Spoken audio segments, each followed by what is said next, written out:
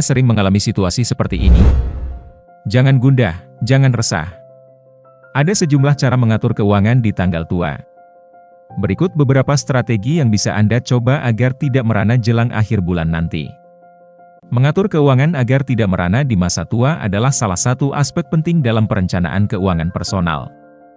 Hal ini memungkinkan Anda untuk menjaga kesejahteraan finansial Anda saat masa pensiun atau ketika Anda tidak lagi bekerja secara aktif.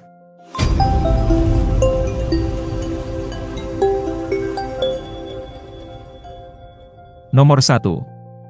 Sisihkan uang setiap hari. Percaya dengan ungkapan sedikit-sedikit, lama-lama menjadi bukit?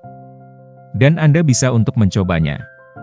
Sisihkan uang setiap hari, besarannya bebas. Mau Rp5.000 atau Rp10.000, simpan di amplop, dompet, celengan, atau mungkin botol. Upayakan lakukan hal ini setiap hari. Saat menjelang akhir bulan, berapapun jumlah uang yang terkumpul, akan membantu Anda bertahan sambil menunggu gajian. Lumayan jika punya simpanan beberapa ratus ribu rupiah yang bisa diandalkan saat tanggal tua. Jika akhir bulan keuangan Anda masih aman, biarkan saja uang tabungan ini, jangan diutak-atik. Siapa tahu, bisa menjadi penyelamat Anda di bulan berikutnya. Nomor 2. Irit, bukan pelit. Mulailah belajar irit. Tetapi, irit bukan berarti pelit. Strategi irit ini juga berkaitan dengan pengelolaan keuangan. Misalnya, kurang-kurangi belanja online barang yang tak diperlukan.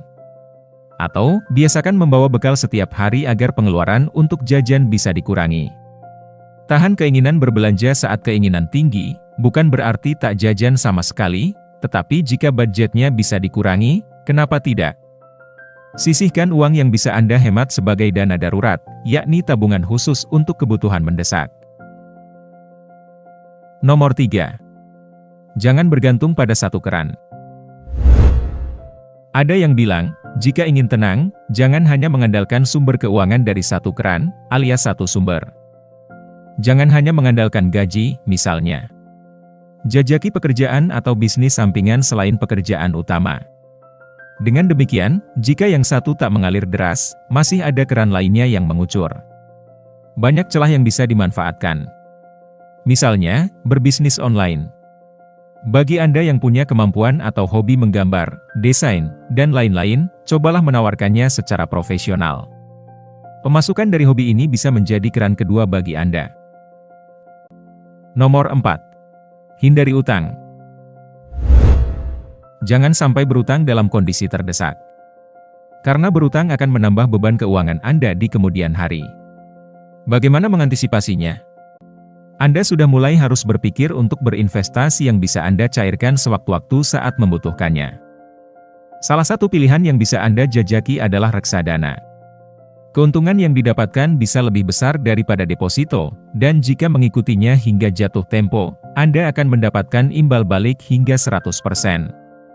Pelajari produk reksadana Afrist yang dikeluarkan Afrist Asset Management. Nomor 5. Menabung secara teratur. Menabung adalah langkah penting dalam mengatur keuangan. Tetapkan jumlah yang akan Anda tabung setiap bulan dan jadikan tabungan ini sebagai prioritas utama dalam anggaran Anda. Gunakan rekening tabungan khusus atau program investasi yang dapat membantu Anda mencapai tujuan keuangan Anda. Contoh dari menabung secara teratur, menyisihkan 10% dari gaji bulanan Anda ke dalam rekening tabungan untuk membangun cadangan darurat. Memiliki rekening tabungan khusus untuk liburan dan menyisihkan sejumlah uang setiap bulan untuk perjalanan. Berinvestasi dalam reksadana atau saham dengan membeli saham setiap bulan dengan jumlah yang sama. Menyisihkan sebagian pendapatan tambahan, seperti bonus atau hadiah, ke dalam investasi jangka panjang seperti reksadana pensiun atau rekening saham. Nomor 6. Investasi yang cerdas. Selain menabung, pertimbangkan untuk berinvestasi. Investasi dapat membantu uang Anda tumbuh lebih cepat, daripada hanya menabung di rekening biasa. Pelajari berbagai jenis investasi seperti saham, obligasi, reksadana, dan properti, lalu pilih yang sesuai dengan tujuan dan toleransi risiko Anda. Investasi secara cerdas adalah proses mengalokasikan uang atau sumber daya finansial Anda dengan bijaksana dengan tujuan untuk mendapatkan hasil yang maksimal atau mengoptimalkan pertumbuhan kekayaan jangka panjang. Hal ini melibatkan penelitian, perencanaan, dan pengambilan keputusan yang tepat. Berikut adalah beberapa prinsip investasi cerdas dan contoh-contohnya. Penelitian yang mendalam, itu artinya sebelum berinvestasi, lakukan penelitian yang mendalam tentang berbagai pilihan investasi yang tersedia.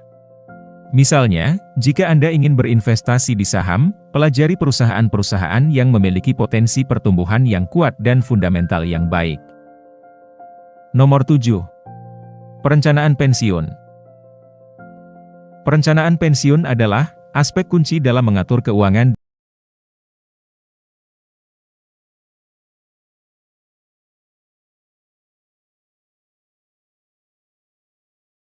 Selain itu, pertimbangkan juga untuk memiliki investasi pensiun pribadi.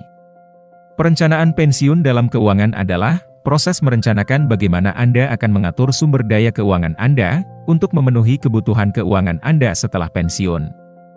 Tujuannya adalah memastikan bahwa Anda dapat menjalani pensiun dengan nyaman dan tetap memiliki penghasilan yang cukup untuk memenuhi kebutuhan sehari-hari dan menikmati gaya hidup yang diinginkan. Berikut adalah beberapa konsep dan contoh dalam perencanaan pensiun.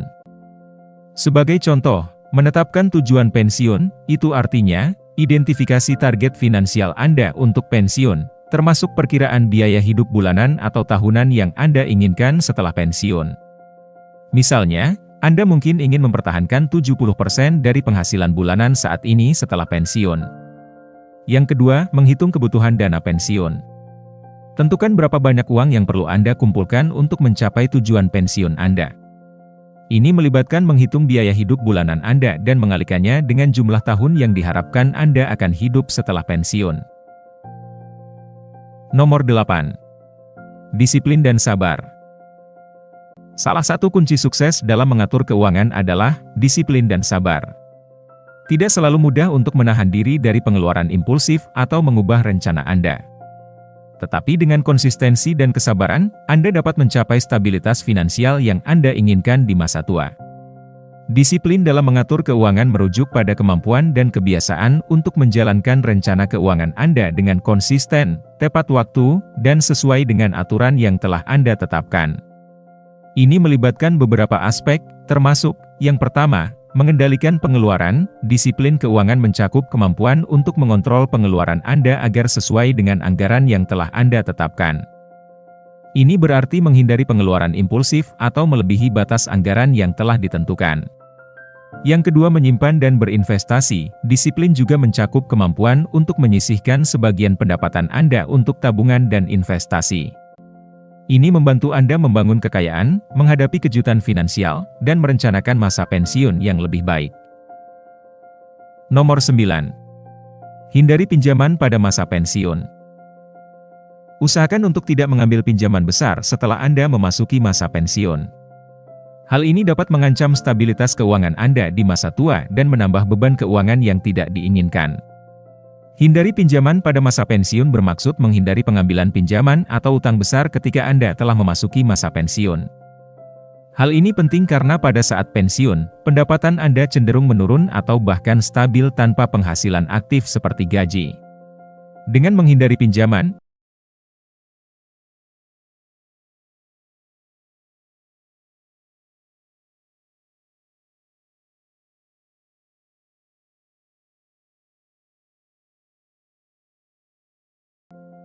jadi anak kos bukan berarti kamu harus ketergantungan mutlak pada mie instan atau makanan instan lainnya. Selain tidak baik jika dikonsumsi jangka panjang, dengan modal yang sama, kamu bisa membuat yang lebih sehat. Kuncinya adalah dengan masak sendiri.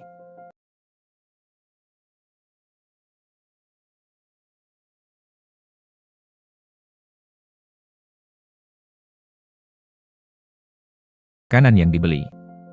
Buatlah rencana menu untuk seminggu, kemudian tulis apa saja yang dibutuhkan. Pelajari cara penyimpanan bahan makanan tersebut agar awet dan tetap segar ketika dimasak. Untuk itu, pilihlah kosan yang menyediakan fasilitas dapur dan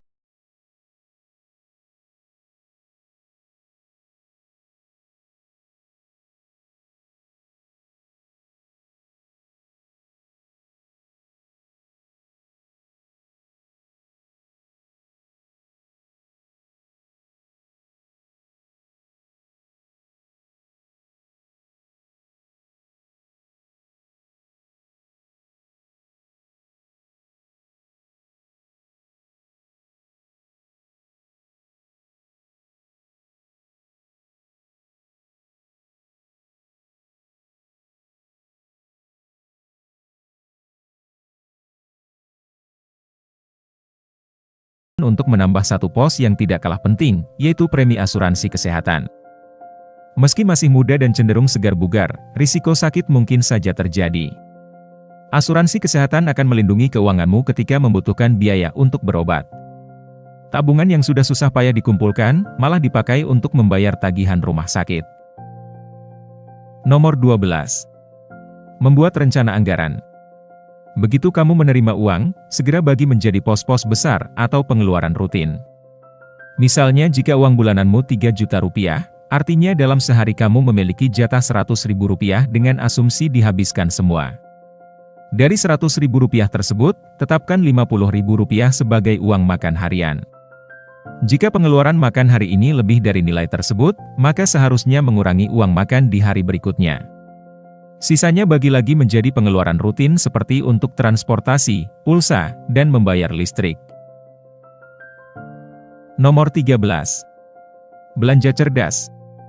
Cermatlah memperhatikan harga kala belanja, agar kamu bisa memilih toko yang menawarkan harga paling bersahabat. Pasang mata pula supaya kamu tidak melewatkan diskon dan promo potongan harga. Ketika kondisi dompet cekak, potongan harga Rp5.000 saja jadi penting. Mau lebih hemat?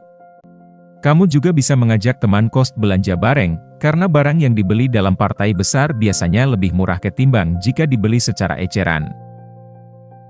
Nomor 14. Kurangi bepergian yang kurang penting.